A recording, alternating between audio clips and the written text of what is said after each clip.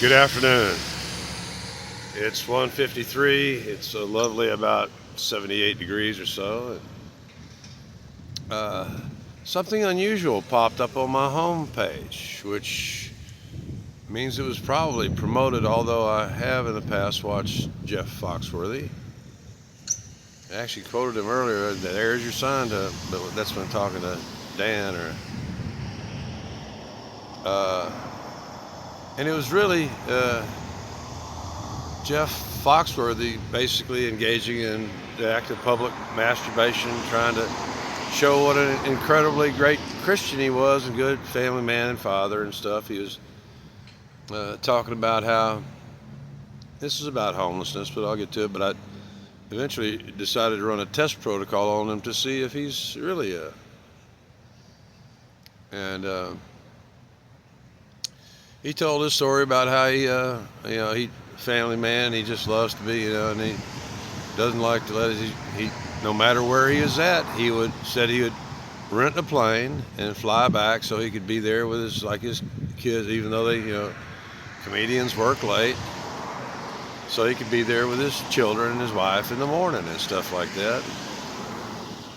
And what broke up that routine was his pastor there in Atlanta asked him to do a homeless man's group, and he goes, there's 7 million people here in Atlanta, and you think I'm the right one, or to be talking to his previous perspective as homeless people that he saw at intersections that he'd hand them a $5 bill.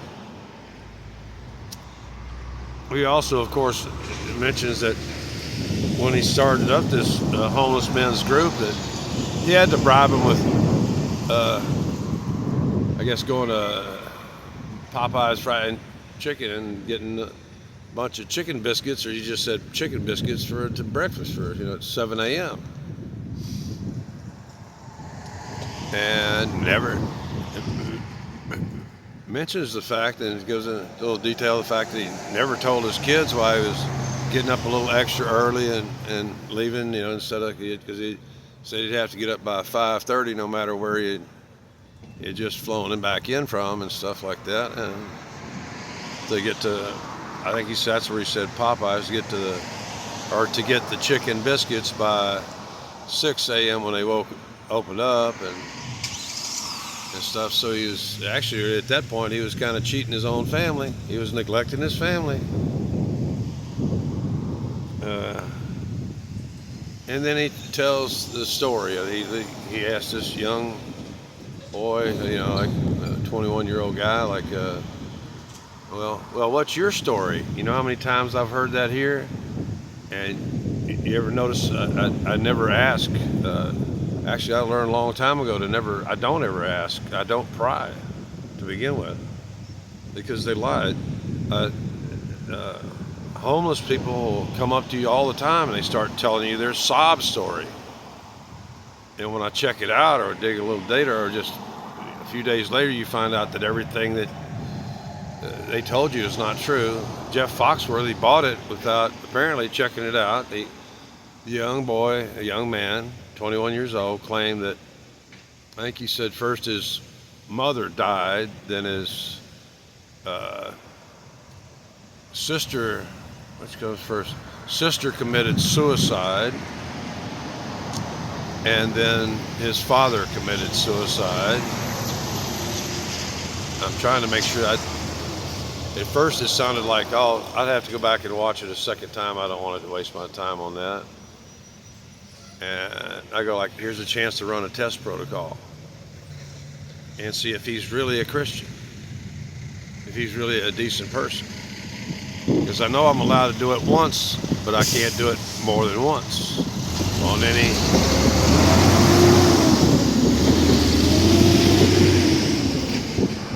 So I jokingly put up there, and it stood briefly while I was actually backing up, because he's actually coming under he's getting quite a bit of flack. But the one person that said, hey Jeff, been homeless 4.5 years.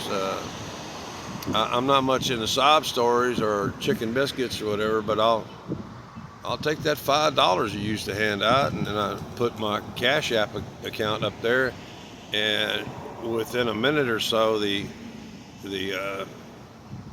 monitor, because the obvious comments are not matching the previous comment counts, is somebody's deleting a lot of, because he's already being attacked for this whole Sky Daddy thing, and I don't need a this or that. He's getting support from Christians and stuff, but I thought I'd just run a little test to see if Jeff Foxworthy would put out the price of a chicken biscuit for a non-boozing, non-substance. And those people were on there, those Christians were on there, people were making outrageous claims. That one guy claimed that half the homeless were orphans, or it literally was his word. He didn't say they just came out of foster care and all this. That's not true.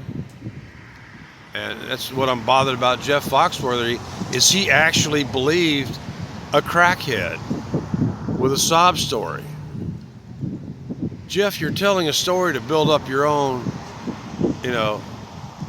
you're practicing vanity. You're telling a story that's where you're bragging about what a great Christian you are, really. That's essentially what you're doing. That's how it ends, is that you have to live. That's what provoked me to do a test on you.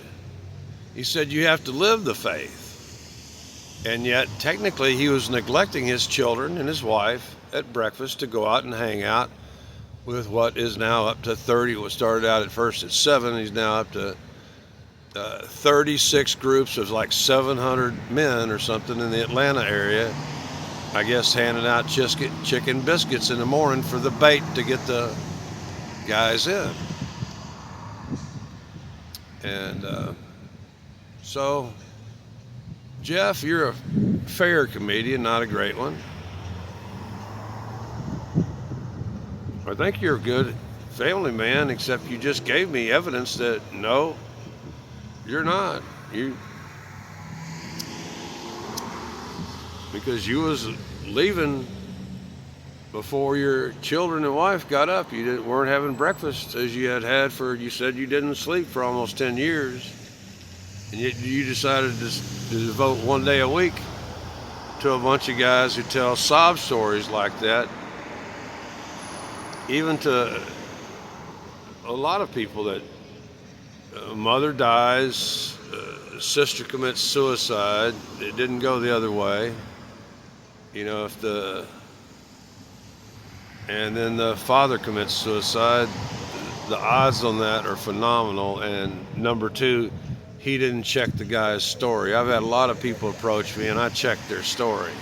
If I can get, like especially a full name out of them or something like that, or other people that know them and stuff. They're police that know them. I haven't really had anybody on the homeless that rarely were they ever honest, especially if they were anywhere. They're the most lying, thieving, substance abusing. That's what I try to explain in backing up one guy, Michael Ryan, is that he's correct, as it's substance abuse is at the base of most of this, and that landlords won't rent to somebody. In many states, you have to have, especially for like general assistance or welfare, is you have to have the voucher or the clearance of the welfare deal. If you've torn up a property or trashed it up or whatever, or been using, buying, drunk, a lot of bad activity, even landlords get to check. Your landlords. I remember in the day when, but I've never really been much of a renter, is that you had to list any other, the last place you rented or something like that. And I'd go like, no, I came from home. I'm just here temporarily and I'm renting. That's why one of the reasons I hate landlords. The landlord has a right to refuse to rent to you if you have a history of bad behavior. They'll usually run, especially now that you can run criminal background checks for like, once you pay $10, they're like 10 cents a piece.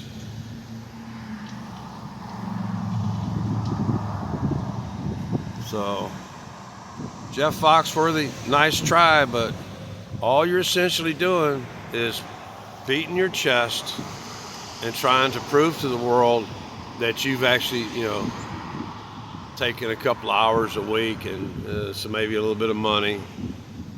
If you got enough money to fly home every night from when you're on tour, you got enough money to build a tiny home every night for one person, and you could have single-handedly, over all those years, 10 years, you could have single-handedly housed thousands of people. But no, it's really all about Jesus, isn't it? And I want to conclude here with it, because I finally got a fuller report from the highly biased Texas Standard, which is a far left branch of the communications department, KUT, all this stuff. It's the NPR station at University of Texas. Is that actually this Trump-Abbott cleanup of Austin actually started more than a week ago. That woman, Yesenia, the black Panamanian woman here, is apparently actually one of the paid outreach workers who was trying to get me to and if you watch my morning video, you saw one of the refugees coming behind me slowly. Looked like a guy, maybe could a girl, jacket, backpack, and dragging a luggage on wheels. Went behind me.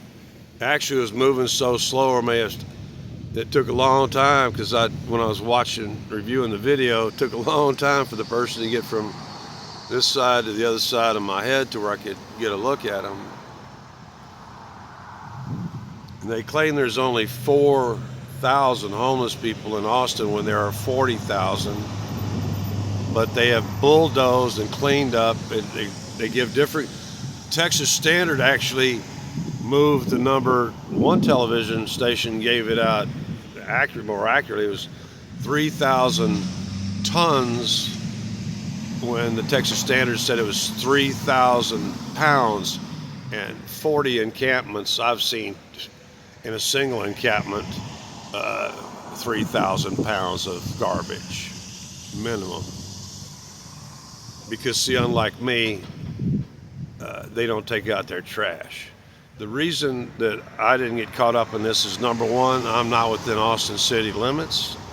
I'm not on public property. That's what Trump is targeting, is people living on public property, blocking public parks, public sideways and stuff like that. I'm not.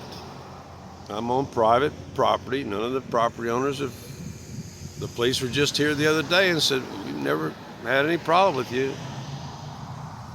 And I don't fit the definition of what Trump and Governor Greg Abbott are going after. I don't encamp. There's not a tent here. I am observed carrying out my trash at least twice a day. Everybody says I'm neat and clean. I don't throw parties here. I discourage homeless people from sitting near me, because I know what they're like. Almost all of them come from bad homes. They're not necessarily broken homes or other stuff like that, or single mom homes. Not all of them. They're not orphans. They didn't come out of foster care. And I don't throw drunken parties here and stuff like that. I throw some intellectual, things. It's, little lectures to groups of people sometimes that go on for 2 or 3 hours. That Yesenia woman here the other day was here for 2 fucking hours. Over an hour and a half intense conversation of her doing everything she could to drag me across the line back into commie land, into rainbow land, where there's all the people that they just displaced, they don't have the beds for them. And she, by her admission, he claimed she had never gone to the Esperanza village, and she had never seen the video of what it's like, of how she was trying to paint, and I could tell by her lack of what she's saying that she doesn't know what it's like at that Moody Pool, or whatever the garden Civic Center, and they got another building. When I actually read the Texas Standard, there's a no, those places are fucking horrible with beds that I can't, they're not long enough for my height. Especially when I'm laying down, you actually get longer. You know, the feet kind of, and they're army cots. I can't get up from an army cot. What do you expect me to do? Like, sleep all night in my wheelchair? Go back to doing that? Or, you know. But she was just hell-bent, probably because she was receiving monies or other compensation, like car or expenses or something, from Echo, who's kind of in charge of the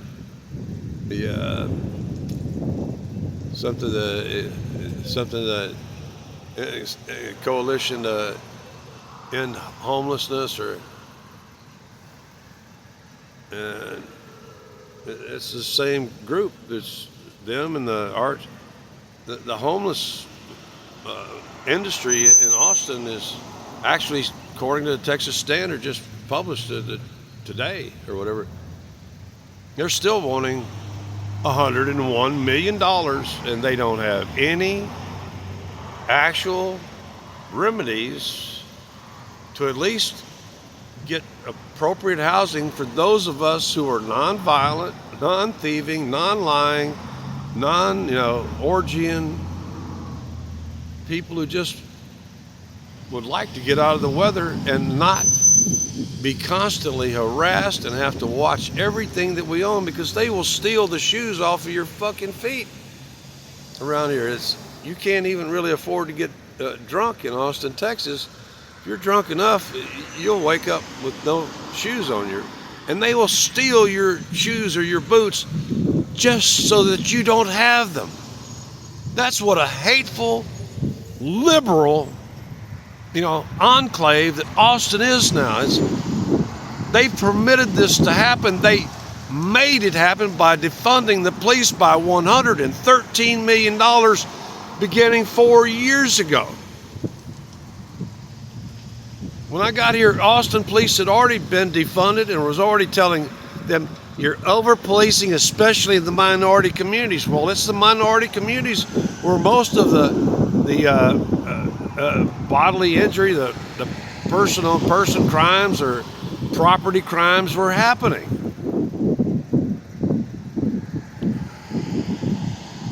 Jeff Foxworthy, I'm sorry, but you blew it, because I can tell your channel monitor, I doubt my bully is following my comments close enough to hit that as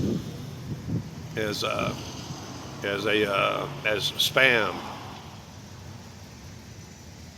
because not every link is spam. If I'd done it more than once, it was Jeff Foxworthy, it was your channel monitor who, and I didn't say anything anti-religious or anything. I said, I just thought, I'll take that, I don't like the chicken biscuits. I'll take that $5. If you're out handing that money. Mostly, Jeff, you were just beating the way you told it to, about how you didn't tell your children or whatever and all this kind of stuff. You just kept it to yourself. That strong, silent Christian type. You have to live. That's the way he ends it, is that you have to live it. You don't not talk about it. You have to live it. But there you are, vainly pounding your chest, when if you had kept your mouth shut and never told anybody, that's what Jesus actually wanted, Jeff. So you just proved to be another vain Hollywood type. I proved it. My test protocol is that you have a monitor on there that's allowing, so that others can, they're allowing all kind of false data to be presented. They're even allowing the attacks, because that bolsters the Christian spirit. Attacks by people going like, you know, I don't, you know, I don't see the need to get the sky daddy involved in homeless, you know, homelessness at all, the homeless issue. And this was not about homelessness. It was about Jeff Foxworthy baiting homeless men with chicken biscuits at, you know, 7 a.m. every morning to tell them about Jesus, not to help them find housing. It was to help recruit them to Jesus. You see where I'm going with this? Am I making myself clear? Jeff Foxworthy had no intention to help these guys get adjusted or anything, or to be able to get into housing or any other. He was there just to bring them to Jesus, to essentially trade crack for Christianity. Remember, I don't have any problem with Jesus. I got a problem with Christians like Jeff Foxworthy, or possibly you.